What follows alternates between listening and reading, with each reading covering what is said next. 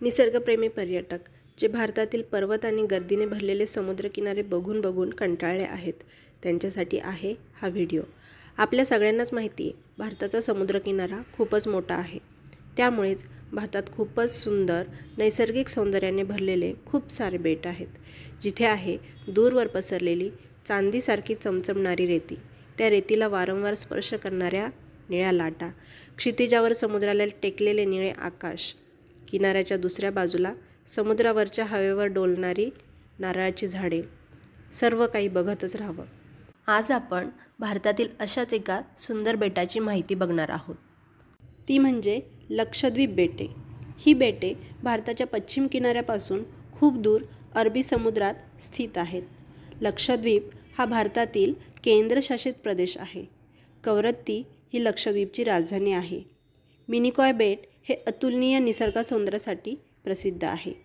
स्थानिक दंतकथेनुसार केरळचा अखेरचा राजा चोरमान पेरुमाल याच्या कारकिर्दीत या बेटांवर पहिली वसाहत झाली असावी.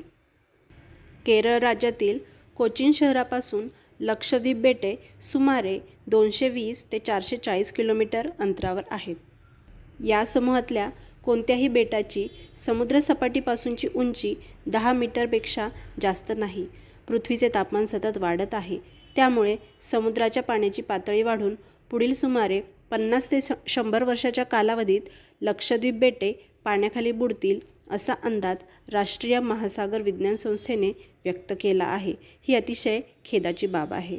भारताच्या मुख्य भूमीवरून लक्षद्वीपला जाण्यासाठी पूर्वी असलेल्या कडक निर्बंधामुळे पर्यटन व्यवसायाचा विशेष विकास झालेला नव्हता. तथापि वरील निर्बंध थोड्या प्रमाणात सौम्य करण्यात आलेले आहेत.